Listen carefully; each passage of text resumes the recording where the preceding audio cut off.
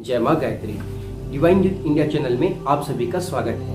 मित्रों, कई घरों में ये देखा जाता है कि उस घर के जो पुरुष वर्ग है, जो जेंट्स हैं, वे नशे की हालत में, नशे की आदत में पड़ चुके होते हैं। वे अपने मार्ग से भटक गए होते हैं। कई परिस्त्री गमन करना, तो कई तो जुआ खेलना, नशा करना आदि उनकी लत हो चुकी होती है।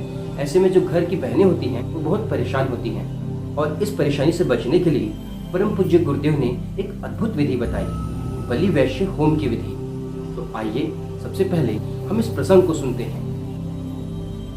श्री कैलाश महाजन प्रज्ञा परिजन शांतिकुंज हरिद्वार उत्तराखंड से लिखते हैं। ये बात दिसंबर 1983 की है।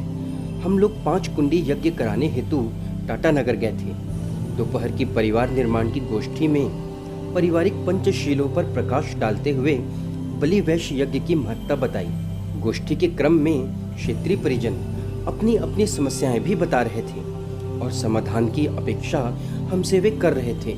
हम लोग परम पूज्य गुरुदेव का ध्यान करके उन्हें समाधान बताने का प्रयास करते हैं। वहाँ भी गोष्ठी के पश्चात परिजनों की समस्याएं सुनते और समाधान देते रहे। एक बहन जी ने हमें अपनी पारिवारिक समस्या बताई। उनका नाम था श्रीमती राजेंद्र कौर भाटिया। उनके 2 छोटे छोटे बच्चे थे। पति बहुत शराब पीते थे। बुरी सोहबत में पड़कर कई गलत आदतों का शिकार बन गए थे। घर में पत्नी को बुरी तरह से पिटाई करते थे।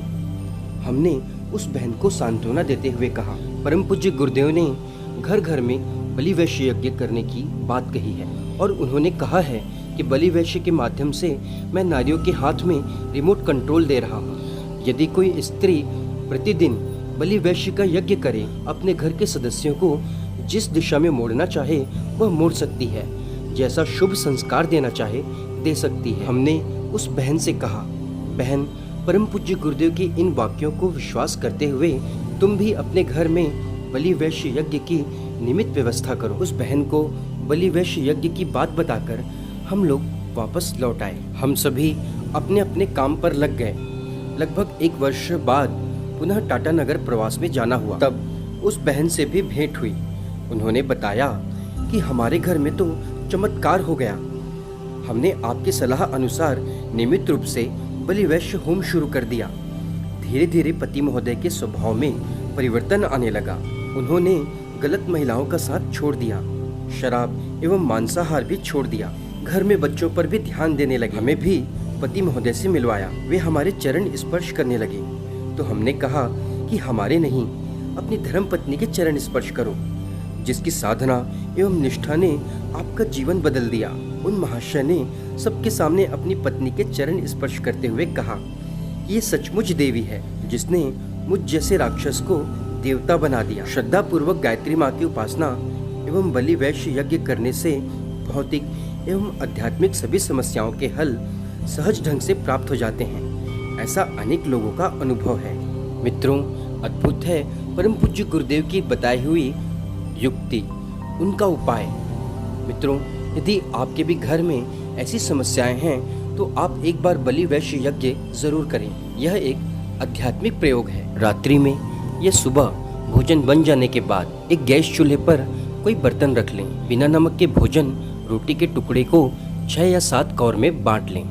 सभी में थोड़ा घी, थोड़ा गुड़ डाल लें और गायत्री मंत्र पढ़ते हुए, स्वाहा करते हुए एक एक कौर को अग्नि में डालना शुरू करें। इस तरह 5 आहुति देने के बाद 6वें कौर को आप वापस अपने पतीले में रख लें। इस प्रसाद को अपने पूरे परिवार को बांट दें। अब यह यज्ञ भगवान का प्रसाद बन गया है।